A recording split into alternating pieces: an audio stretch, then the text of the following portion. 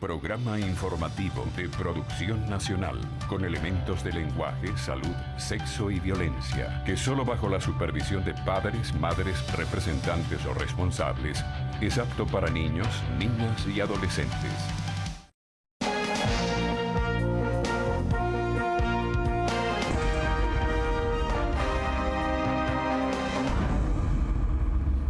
Buenos días, buen domingo, buen fin de semana para todos ustedes. En la primera parte de este programa voy a conversar con el doctor Gustavo Villasmil, médico internista y profesor de la Universidad Central de Venezuela. Y lo haré pues para un análisis de lo que es la salud en este momento en nuestro país. El doctor Villasmil es además Villasmil Prieto, médico cirujano de la Escuela Vargas, especialista en medicina interna, residencia universitaria, posgrado, sede del Hospital Vargas, especialista en medicina de urgencia, Tel Aviv, máster en gestión hospitalaria, máster en gerencia pública, doctor en ciencias USB con distinción y otros honores que merece el doctor que hoy voy a entrevistar. ¿Cuál es la situación de la medicina en este momento, ¿no? Y de la salud en general?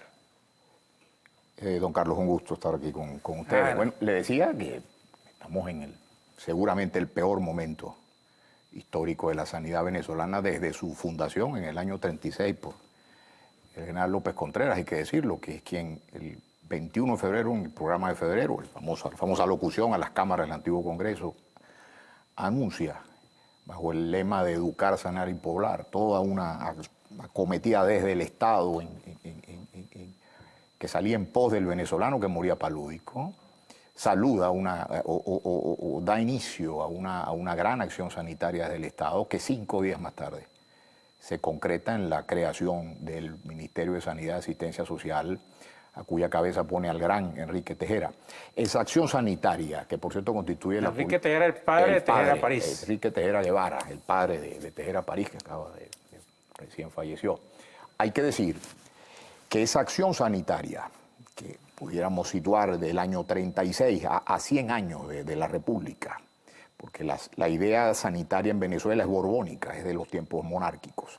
100 años más tarde, en el año 36, la retoma el Estado venezolano a raíz del planteo que hace en el programa de febrero y se convierte posiblemente en una de las políticas de Estado más estables y más consistentes que haya conocido jamás Venezuela, porque se mantuvo y podemos trazar su trayectoria casi sin equivocarnos durante el posgomecismo, el trienio adeco, la década militar y posteriormente se universaliza, como en pocos países de América Latina ocurrió, con la democracia en el 58. Con todo eso... Es donde aparece el doctor Gabaldón.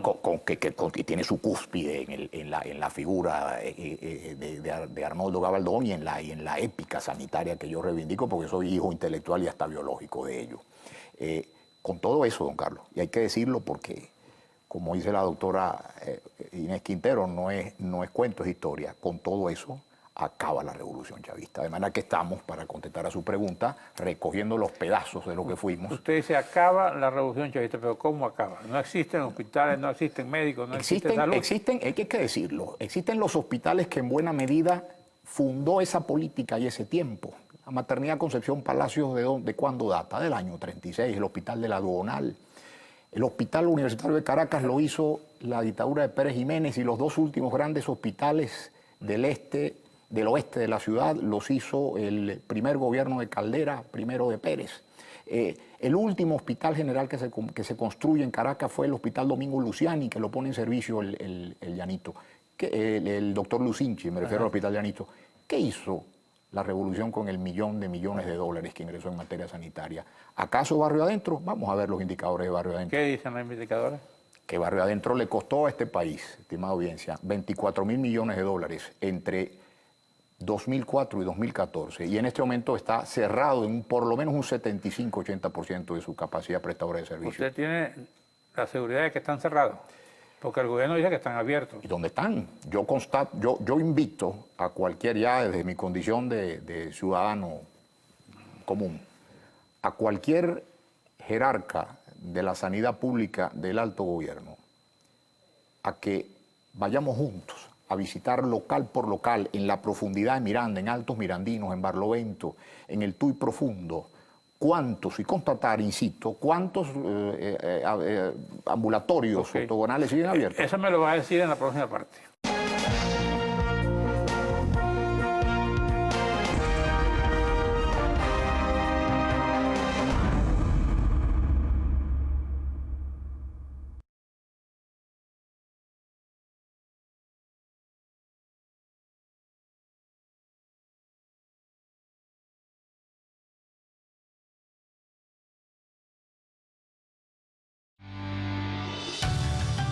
Estás viendo Diálogo con...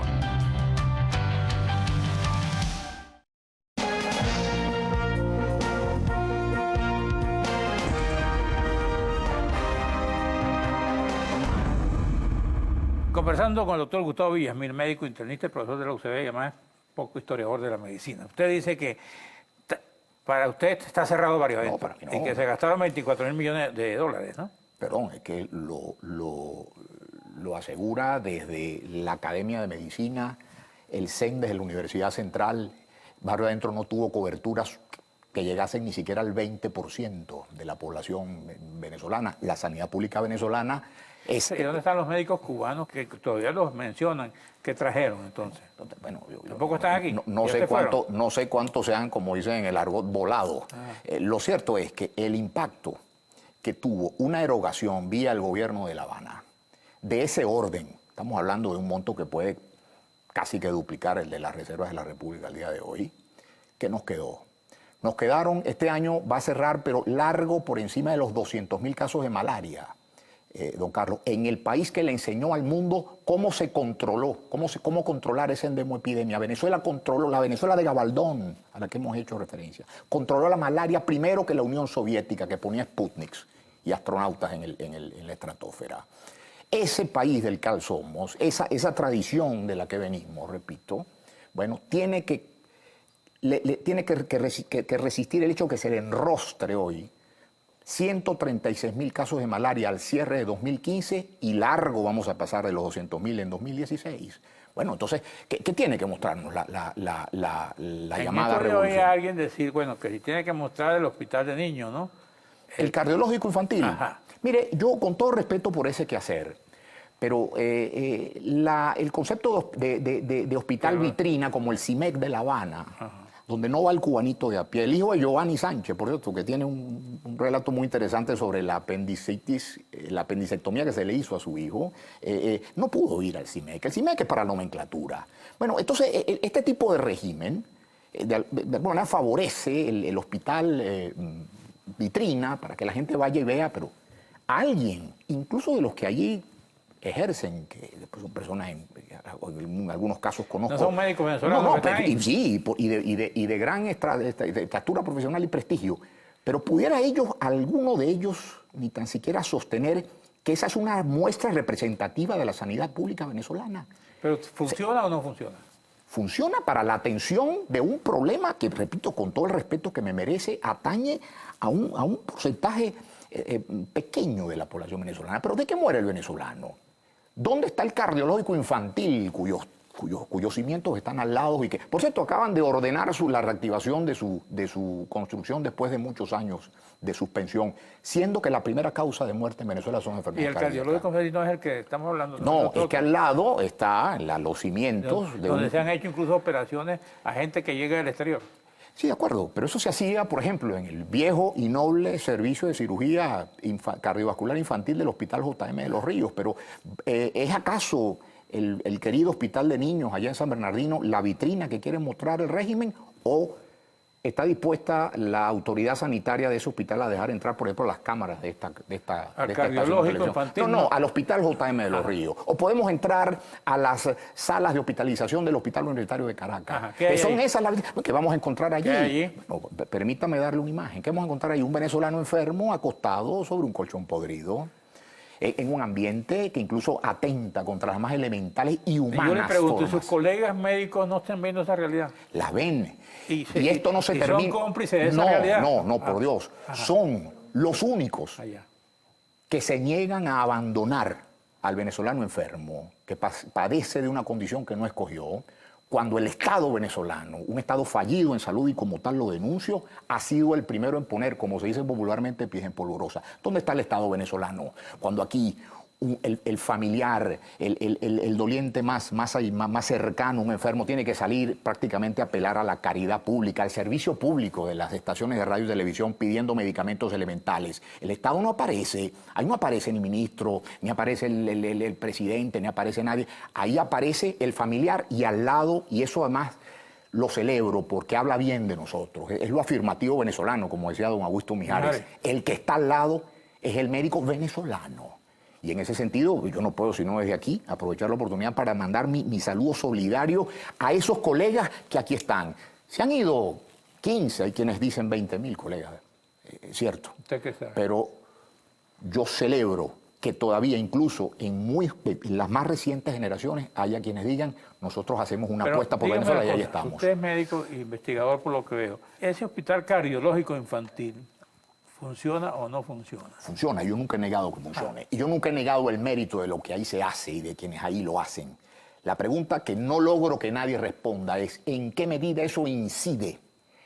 Esa acción sanitaria incide en los grandes números de la salud en Venezuela. Porque yo le pudiera decir, por ejemplo, que el Estado venezolano, como hacen, por ejemplo, las monarquías absolutas del Golfo Pérsico, pudiera perfectamente poner a un niño con una condición, una cardiopatía congénita en el St. Jude, en los Estados Unidos, y poner un cheque. Y de esa manera comprar el servicio en favor de un venezolano en necesidad, como hacen, por cierto, repito, otros países petroleros. Y quizás haber podido aplicar ese recurso económico escaso a reflotar los servicios de atención cardiológica, pediátrica y de población adulta en los hospitales circunvecinos, el Pérez Carreño, entre ellos, por ejemplo. Porque eso no se hizo por una razón. Porque el problema no está, o la finalidad no estriba, don Carlos, estimada audiencia, en incidir sobre las grandes variables alrededor de la salud venezolana. Lo que se requería era un hospital vitrina. Ahí lo tienen para propaganda del rey. ¿Cuál es la enfermedad, lo que más preocupa a usted como médico, que se está sintiendo en este momento en Venezuela? Las tres primeras, nuestras tres primeras causas de muerte. Las cardiopatías en general, con especial énfasis en la cardiopatía isquémica. ¿Dónde está el hospital cardiológico de adultos? ¿Cuál es la situación de los servicios de atención cardiológica del adulto hoy en Venezuela? Remito al interesado al dramático comunicado emitido por la Sociedad Venezolana de Cardiología en ocasión de su último congreso hace muy pocos días. Segundo, el cáncer en Venezuela. ¿Cuáles son los estándares de atención oncológica en Venezuela cuando... El Racetti, el padre Machado. Por Dios, pero ¿de cuándo data el Racetti? ¿De cuándo data? El hospital Racetti puede tener ya 100 años. No, le pregunto yo, ¿están funcionando? Funcionan, pero con estándares muy alejados del estado del arte en la materia, simplemente porque eso requiere inversiones que jamás hicieron. Pero finalmente, don Carlos, hablo de una tercera causa de muerte en Venezuela que en algunos estados, en algunos grupos de edad, amenazan con convertirse en la segunda. El trauma, la violencia, el tiro del viernes, del sábado en la noche, el motorizado que cae. Lunes de marzo. Y bueno, que se cuentan por decenas. Cuando en estamos grabando mataron 6. Bueno, ¿dónde van? ¿Cuál es el estado y cuáles son los estándares para la atención? Me lo va a decir en la próxima parte.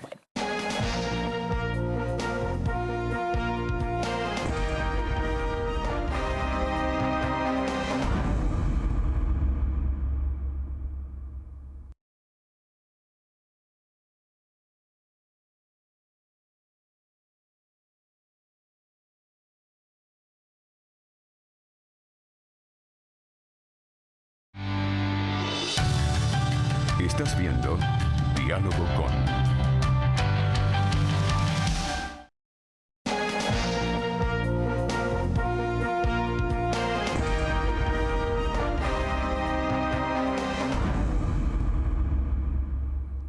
Bueno, ¿qué otra cifra tiene el doctor que le podemos informar a la ministra de Salud?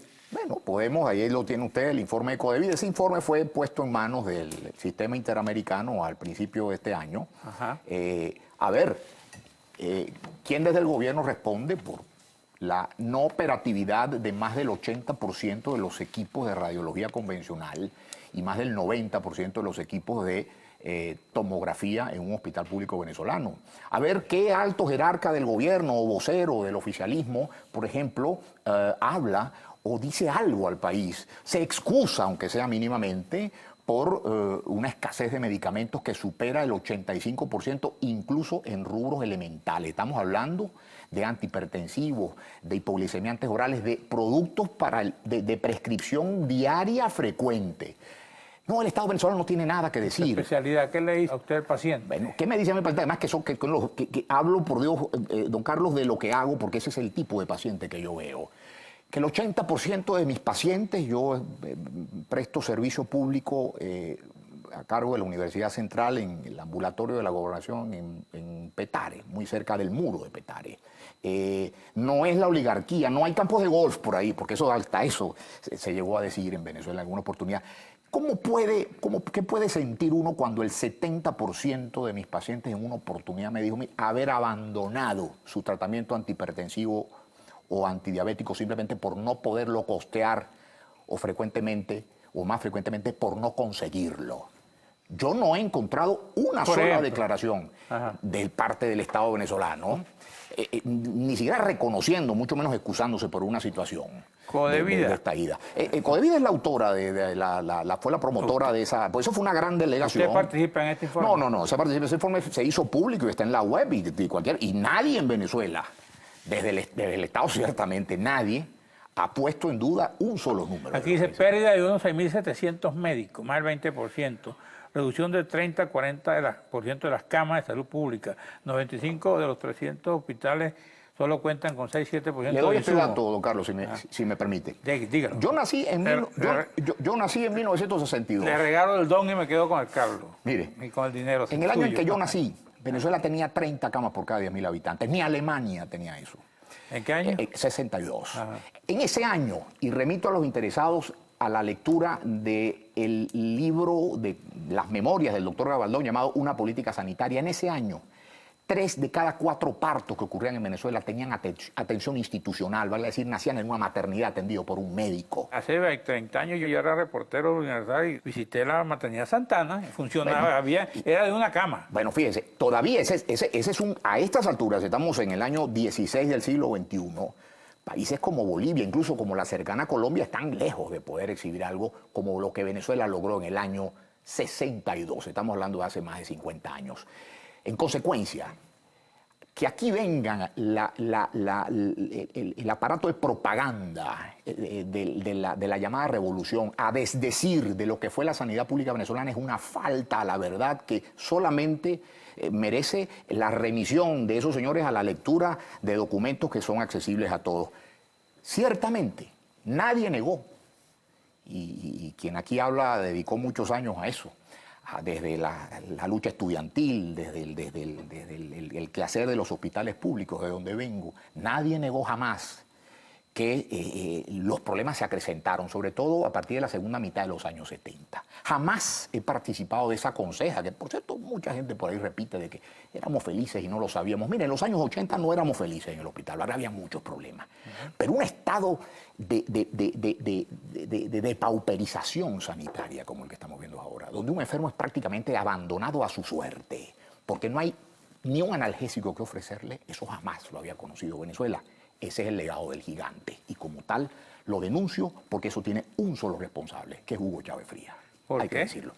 Porque fue a partir del 2004, siendo el presidente con notable apoyo después de haber ganado el revocatorio, quien prácticamente decreta la abolición de esa sanidad pública en la que yo nací, en la que yo me formé y en la que yo ejercí, en favor de una solución de paquete, de una solución llave en vano que venía de La Habana, al costo que he dado. ¿Qué es lo que hizo? Es el año de entrada de Barrio Adentro, que era un modesto programa que auspició el alcalde Bernal, que así se llama Programa Barrio Adentro, allí en su jurisdicción, y que él conformó o transformó en misión, porque era el país en misionado. Y no era para que existieran la gente de los barrios. Podemos hacer todo un análisis particular sobre el tema de Barrio Adentro, pero en todo caso me quedo con esto. Barrio Adentro ofreció la redención contra todos los males de la llamada sanidad de la Cuarta República. Aquí están las consecuencias. La deuda con el sector farmacéutico es 4.5 millardos de dólares. Aquí no va a haber un analgésico para nadie. el éxodo de talento médico en Venezuela, bueno, yo creo que la más grande concentración de talento médico en Venezuela debe ser el aeropuerto de Maiquetía, todo el mundo yéndose. La depauperización... ¿Usted no se va? No, de ninguna manera. Ajá. No tengo otro pasaporte. ¿Cuál es la solución que usted tendría a la hora de que le puedan llamarlo a una consulta sobre el problema de la salud en Venezuela? ¿Cuál sería lo primero que usted ofrecería? Los grandes sistemas basados en grandes burocracias centralizadas manejadas desde el quinto piso de la Torre Sur del Centro Simón Bolívar no tienen nada que hacer en la Venezuela por venir. Por cierto, hoy tuve una conversación con un grupo académico al respecto. Postulo, don Carlos, estimados amigos, la idea de la Federación Sanitaria en Venezuela. Ajá, ¿qué quiere decir esto? Que en su estado Falcón, por ejemplo, un estado de una complejidad cierta, estado costero, muy largo, con una capital en el centro, donde tenemos región de montaña, en fin, que tiene una serie de complejidades, una epidemiología, una demografía muy particular, una actividad económica, un conjunto de actividades económicas muy particulares, donde hay desde agricultura hasta turismo y petróleo. El planteamiento sanitario, pues, luce naturalmente, tendría que ser naturalmente distinto al que se hiciese, por ejemplo, en un estado andino. En consecuencia, nadie puede pretender que una mente, una especie de mastermind nombrado desde un gabinete, sea capaz de comprender, de capturar esas complejidades y darle una oportuna respuesta. Tendría que haber alguien en Coro, en Mérida, en La Asunción, en Maracaibo y en Ciudad Bolívar, en absoluta posesión de autoridad, de recursos, de mando, para poder ordenar y disponer la aplicación de recursos en favor de la cuestión sanitaria. Como en España, en la España de las autonomías, la sanidad catalana, por ejemplo, compite por los mejores estándares en el mundo con la sanidad vasca, que por cierto es diseño de un venezolano, del hijo del doctor Bengoa. Y así vemos cómo los niveles de calidad en aquella España de autonomía, de las autonomías en materia sanitaria están entre los más altos del mundo. Nosotros pretendemos que si se funde el bombillo o se daña la nevera de un ambulatorio rural en Churuguara, nos vengan a dar el repuesto en el Centro Simón Bolívar. Nosotros pretendemos manejar a la Venezuela compleja de hoy, bajo esquemas centralistas del siglo XIX. Bueno, eso es lo que ¿Qué haría usted con el Seguro Social, por ejemplo? ¿Usted cree que el Seguro Social no cumple una función? Sí, pero el Seguro Social, por ejemplo, le doy una opinión muy particular. ¿Qué hace el Seguro Social? No, le pregunto. Ofertando... Yo pregunto. Dando cuenta de la dispensación directa de servicios médicos. Cuando el Seguro Social debería ser una gran caja aseguradora. ¿Funciona o no funcionan los hospitales de seguro? Absoluta que mal funcionan, como mal funcionan cualquier otro hospital bajo administración del Estado en este momento. Y eso es parte de un problema estructural que tiene, en el aspecto que estamos tocando, que es el centralismo, un elemento clave que lo explique. Por supuesto, no es el único mal, no es la única infección que acarcome la salud de nuestra autora robusta. Allá en Petare, ¿funciona tu consultorio o no funciona? El mío funciona, pero lo hago funcionar yo, además. Y tengo que decirlo sin inmodestia alguna, porque esto depende de mucha aplicación de espíritu humano puro, que por cierto, es el que todavía mantiene abierto al Clínico, al Pérez Carreño, al Llanito, etcétera, etcétera. Y por eso reitero mi saludo agradecido a mis colegas con quienes además estamos todo el tiempo hablando, porque repito, esto no termina de caerse. Los escombros de esa gran sanidad pública de la que tendríamos que sentirnos tan orgullosos no terminan de caernos encima, porque todavía hay un hálito de alma venezolana que sostiene lo que ya administrativamente es insostenible. El gobierno lo sabe y jamás lo ha negado. Gracias, doctor Villamil. Espero que la medicina se cure. En la próxima parte conversaremos con Antonieta Mendoza de López.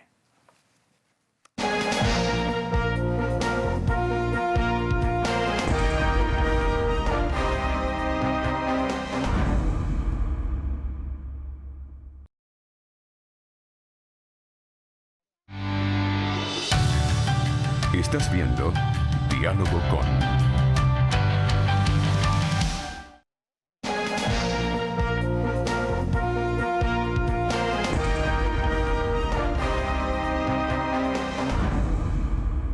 Bueno, ahora estoy con Antonieta Mendoza de López. Todo el mundo la conoce y la ha visto en los medios con sus denuncias y con su preocupación por lo que es tener un hijo preso.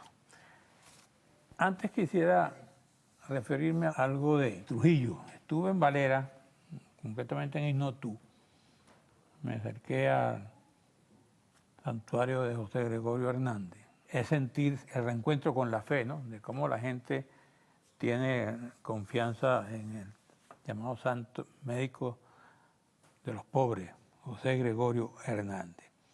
Pero ya al final de la visita se me acercaron varios gente de Isnotú y de Valera y me decían, mire, señor Croix, aquí debe usted pasearse por las calles de Valera, y le hice caso.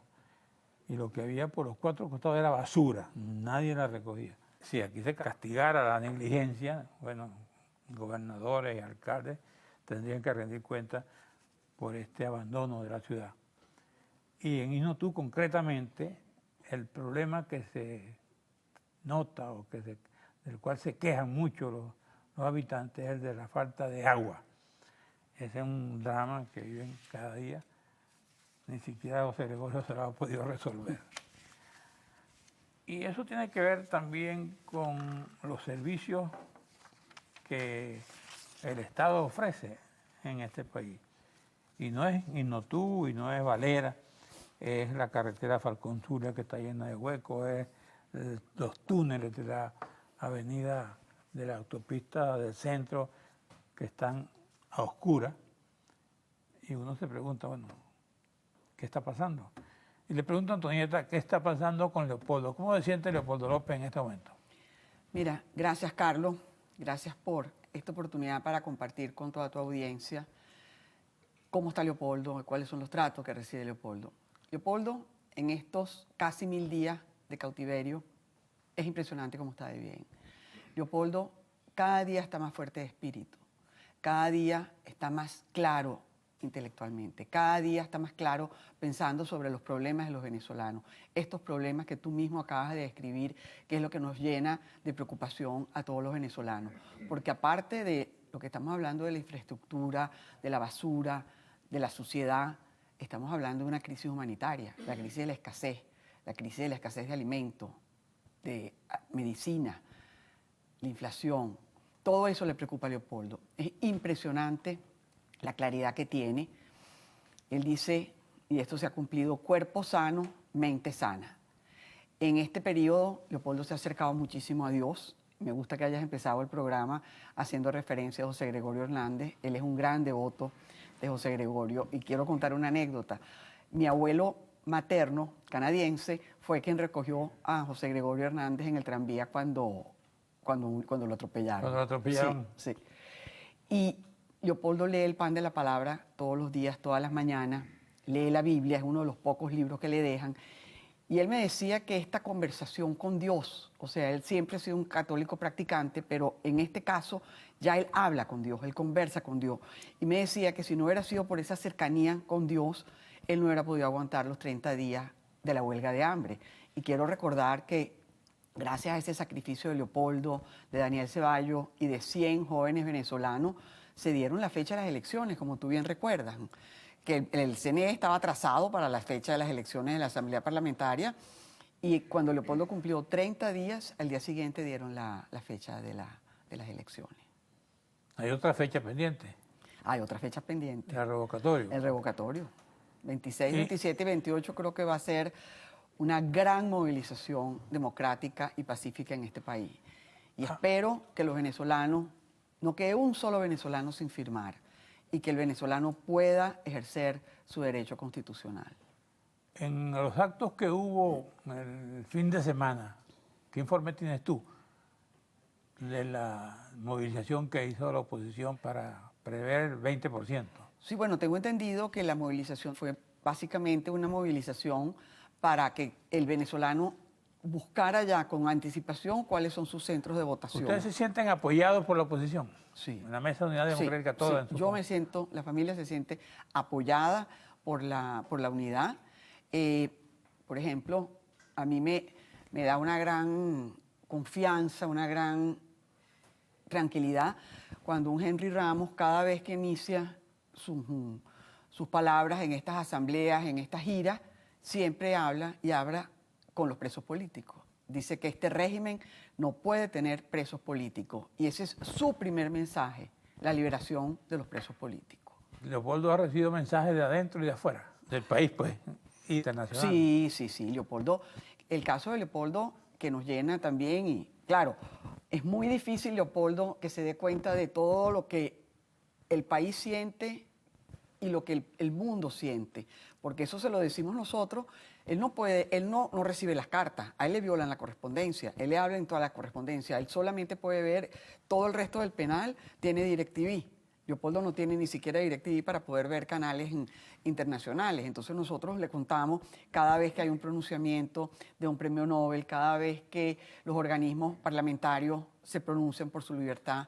Amnistía Internacional, Carlos, que creo que es bien importante, lo declaró preso de conciencia. Preso de conciencia, Amnistía Internacional. ¿Qué significa preso de conciencia? Preso de conciencia es aquel que está preso por sus ideas, por su creencia, pero que nunca ha incurrido en un acto de violencia. En América Latina... Cuando tú hablas con Leopoldo, él siente que no cometió un delito para estar preso. Definitivamente, él siente que está, ahora, y lo sentimos todos, que está preso injustamente. Pero te pregunto, ¿cómo está el proceso judicial de Leopoldo? Mira, el proceso judicial está en su última instancia a nivel nacional. Está para entrar en la Sala de Casación Penal del Tribunal Supremo de Justicia, en el cual este recurso pide la nulidad del juicio. Es un juicio que fue una farsa. Quiero que recuerdes que el fiscal acusador Franklin Nieves, en octubre del 2015, dijo que había sido una farsa, que él había sido presionado para montar el caso, y la testigo estrella del gobierno, Rosamelia Suárez, dijo, porque quiero que te recordar que Leopoldo está preso por sus palabras, por su discurso. Y esta semióloga dijo que la juez Susana Barreiro había modificado el testimonio de la perito para justificar la sentencia. Tenemos que ir a un receso. Cuando regresemos vamos a seguir el caso Leopoldo López a nivel de tribunales, que es lo que viene ahora, además de la apelación, en cuanto laxo puede pronunciarse el Tribunal Supremo, la Corte Penal.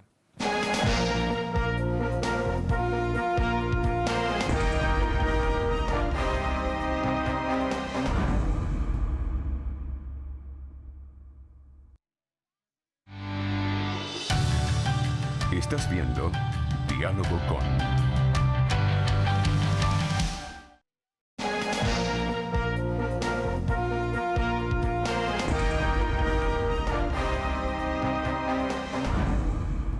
¿De cuánto tiempo dispone legalmente el Tribunal Supremo para una sentencia o es infinita? No, eso tiene unos lapsos. Ese es un conteo que se lleva por días hábiles. El recurso, yo me imagino que es alrededor de un mes y medio, desde el momento que se introduce. ¿Y hace cuánto tiempo lo introdujeron?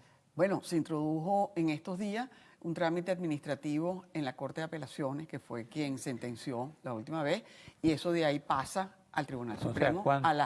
¿De cuánto tiempo estamos hablando? ¿Cuándo se puede dar una decisión? ¿En diciembre, en enero, antes? Mira, yo creo que ellos pueden jugar con los lapsos. El año pasado, recuerdo, por ejemplo, la Corte de Apelaciones se pronunció 7 meses después.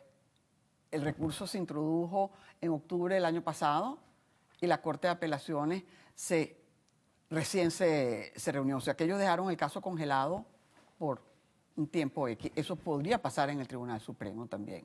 Pero existen unos lapsos, pero ellos pueden no abrir el tribunal.